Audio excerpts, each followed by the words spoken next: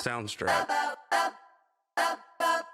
Trying to get a lot of dough. Anything is possible. Turn me up in the headphone. Soundstripe. Yeah. Trying to get a lot of dough and dirt through all the obstacles, cause anything is possible. Yeah. Oh man, I got a lot of goals. Stack that bread and by my nose. Anything is possible. Yeah. Trying to get a lot of dough and dirt through all the obstacles, cause anything is possible. Hey.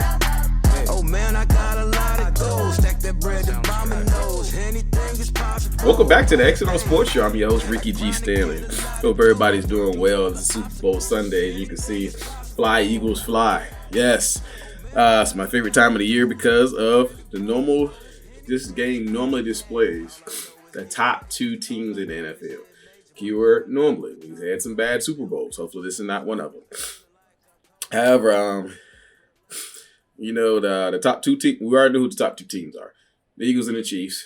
I felt like consistently throughout the year, they both were the top two teams in the NFC and the AFC. I don't think it was really like a couple weeks you have like the Bills, like, oh, they're the best in the AFC. But always between the Bills and the Chiefs. And always in the beginning of the year between the Eagles and the Vikings until we smoked them. And then it was like the Eagles, them as everybody else. So consistently, that's how it's been throughout the year. This video is really not going to be more of a prediction. It's more going to be how and why the Eagles should win this game. The Eagles fan out on the watch, a lot of tape, a lot of analysis. I'm going to tell you how they should win this game. All right, everyone who watches football understands that defense wins championships, right? You really can't win without some type of, defensive battle. So, if you can win without defense, God bless you. But when we're talking about defense wins championships, you got to understand what you're doing. And you got to lay a little wood on some people. You see that? Yeah, you got to lay a little wood on some people. So in order to be able to consistently win at a high level, you got to be able to stop somebody at least once in a game, especially in a high-scoring game. But to me, in this NFL, it's a passing league. So in order to have a good defense, you have to start off with a good defensive line. The thing is about a good defensive line is when you pressure people with four people, and sometimes five, and be able to play in the back end, that helps. And it was like, well, what's so great about the Eagles' defensive line? Well, let's start off with Brandon Graham. Brandon Graham has 11 sacks this season. 11. Not bad, right? Some people say it's an average season, but not for this squad because the Eagles total as a unit had 70 sacks.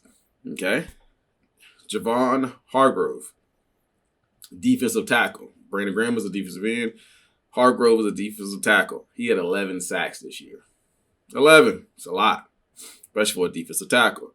Hassan Reddick, he played linebacker, but he mostly was in the pass rush drill almost every play. Every now and then he'll drop back. He had 16 sacks. Everybody knew he was coming off the edge. It was never a secret. So, like I said, I classify him. He's not a D lineman, but he was in the pass rush. Josh Sweat had 11 sacks. And Josh Sweat actually had to miss a couple games because of a neck injury. We had a very good season. Fletcher Cox had 7 sacks. Milton Williams had 4 sacks. So you kind of get the drift. This defensive line, to me, is predicated to win games by itself. They put pressure on people, and we run 7 to 8 deep in the defensive line. That's why over long periods of the game, we still have a heavy pass rush because it ain't just 4 main guys. You pay $200 million for a defensive tackle, defensive end, maybe outside linebacker to rush the passer. However, if you look at the way the Cowboys play, number 11, he rushes the passer hard. But if you saw the game when he played the Eagles, what happened? He had to call a timeout. He's on one and he's gassed. We keep our guys first because we go AD. So that's on the first level. The next level is solid linebacker play. I feel like Kazir White and TJ Edwards play very solid at that position. They tackle well. They understand what they're seeing.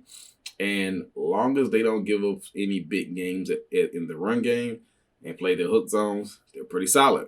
Like I said, I like Kazir White because he can move a little bit pretty good. And I pretty much will probably have my slot corner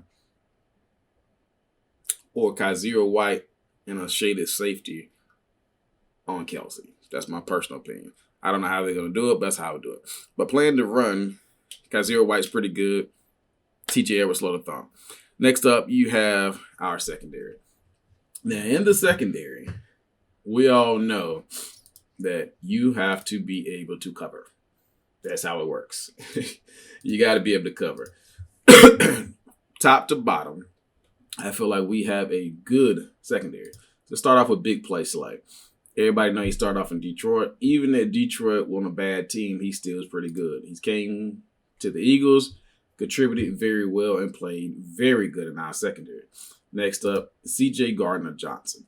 I like this guy because he started out as a corner. He didn't lose us any foot speed, but I feel like he can cover more ground at safety. And sometimes he rolls down in the slot depending on who you have to play against.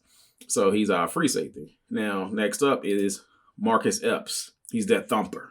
You need him in the secondary. If you want to impose your will on somebody, you got to be able to thump. Now, he's got some flags this year, especially on this play. I didn't feel like this was a dirty hit, but I just feel like defensive backs get punished for quarterbacks making stupid decisions. You know good as well that ball about to be late. You squeeze it in there, he do his job, lay the thump on him, he gets a flag. I feel like the NFL should reevaluate that rule because I think it's stupid. You think that a quarterback should throw it late and get his guy knocked out? I don't think the defender should have to pay the price for that. Blankenship, rookie. He came along. I want to say Gardner had a lacerated kidney, and Blankenship had to step in there. I think he played very solid. I think the first game I saw him start was against the Cowboys. Played solid, didn't play bad at all. Bradbury has actually been a travel man, and he played, to me, he always been playing good, but it's kind of like, guys just slide him in the role. I think he played very, very solid for us this year. I like the way he plays. He plays physical, and he feels like he got something still to prove out there. When we line up against anybody, I like all three of our corners, Bradbury, Maddox, and big play select. Our secondary is not bad either. Like I said, we got guys that can chase the ball down, ball hawks, and we got guys that can cover. If we play man-to-man, I like our chances of almost against anybody. Like I said, this is how I'm looking for the Eagles to win against Patrick Mahomes because our offense don't play against Patrick Mahomes. Our defense does. Like I said, our linebackers are pretty solid. My defensive line with that heavy pass rush. My corners, safeties, I like it. So, my next question is, how would this equate into a win? If you have pressure on a quarterback, especially Patrick Mahomes, he is one of the, what we call a cheat code. I'm going to use Peyton Manning as an example. If Peyton Manning timing was not knocked off, he's going to throw for 400 on you. Tom Brady, if you don't knock him off that spot and get his feet moving, he's going to eat you up. Same thing with Drew Brees. Patrick Mahomes is the only one I know can be falling on one knee and still get the ball 35 yards down the field. So we're going to have to get pressure out to him and have him running for his life all night, or he's going to carve us up. So what happens when you get pressure on guys? The clock speeds up. Sometimes it pushes them into a mistake. That's normally how you end up with a strip sack or possibly throwing an interception. If the secondary is playing very well and playing very tight, the windows are smaller. If a receiver got what we call alligator arms, he don't want to get smacked. When that ball comes, he may miss it, pop it up in the air. Hungry hippo. Now it's time to be ball hawks. These equate into turnovers. Why am I bringing this up? This is what the Eagles have done all year against everybody. On the flip side, like I said, Patrick Mahomes is not an average guy. Those 8 defensive linemen will have to get after him all night long. But, like I said, if you rush too far to the field, he'll step up in the pocket and take off. If you let him stay in the pocket, he can pick you apart. So you got to get very creative, especially on the front end and the back end. The Eagles defense will have to play their best game to keep him contained. If Patrick Mahomes is their best shot at winning and we take him out, not like out the game, but we take him out of the equation, this could get ugly. But on the tip of being pressuring Patrick Mahomes, you got to stop Travis Kelce too. If Andy Reid is okay with just throwing to everybody else other than Travis Kelce, because I'm doubling Travis Kelce. Those guys on the outside, they fast, but we're going to find out if they can catch. I'm doubling Travis Kelce. We're going to try to thump him on the run, make the one-dimensional, and we're going to see if they can still score. Let's look at the Eagles' offense. Now, we do got to score points because if we stop Patrick Mahomes, we still got to score on the other side.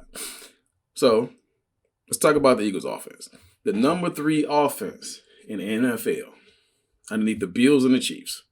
The Chiefs are going to play very well. The Bills play very well, but we're the number 3 offense, okay? We threw for 3,700 yards passing. We didn't throw for 4,000, but it was a well-balanced team. We can run the ball on anybody. I've seen it all year long. We can run with them big uglies in the front. We can put man on man, hat on hat, go inside zone, outside zone, go trap. We can do it all. And with our offensive line being healthy, I don't fear no defensive line and no linebackers. I think we can run the ball on anybody. Once we start pounding that ball, you got one or two things you can do. If we start pounding that ball on you, now you got to go man-to-man on the outside, which is most people's worst fear. Why? You got Smitty on one side. You got that grown man, A.J. Brown, on the other side. Who you going to double? You double them both? Good luck. Smitty, Slim Reaper. He real quick off the line. If you miss on the jam, he's gone. Yes, he's gone. If we put it up high and your DB does not high point the ball, he will go up and get it. So he can outrun you and he'll go up and get it with his small frame. Let's get on to A.J. Brown. A.J. Brown's a grown man. If you jam him, God bless you, because that's going to get physical. And I don't know who want to jam him all night long. If you miss the jam, he still can run by you. He can run. He's physical. And if you think that you're going to play pity pat with him all night, he going to eat you up. He'll run slants across your face all night and wait. And if you jump on that slant, he will go a slant and go because he's fast enough to get by you. If we do all of this, the pressure is really on the Chiefs to win the game. If they can't stop Smitty, the run game, it's going to be a lot of play action.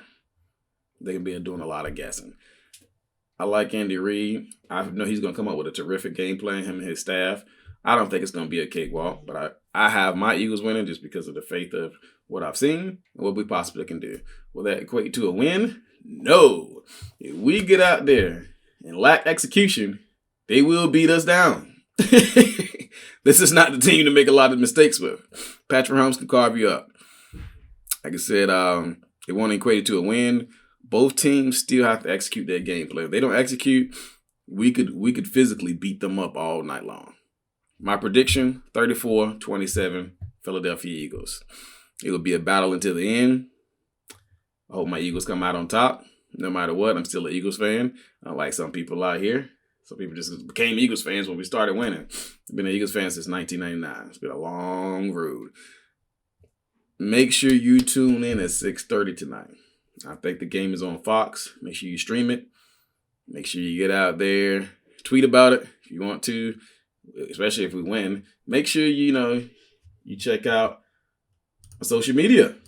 My Instagram, XandOsportstalk. My YouTube channel, of course, XandOsportstalk. And, of course, I'd be heavy on Twitter, XOSportstalk. But as for time, this is mine. I'm your host, Ricky D. Stanley. Make sure you watch my Eagles play tonight, Fly Eagles Fly, and I am out of here. Turn me up in the headphone. Soundstripe. Yeah. Grind to get a lot of dough and dirt through all the obstacles, cause anything is possible. Yeah. Oh man, I got a lot of goals. Stack that bread and by my nose. Anything is possible. Yeah. Grind to get a lot of dough and dirt through all the obstacles, cause anything is possible. Hey. Oh man, I got a lot of goals. Stack that bread and by my nose. Anything is possible. Hey. I grind to get a lot of dough and dirt through all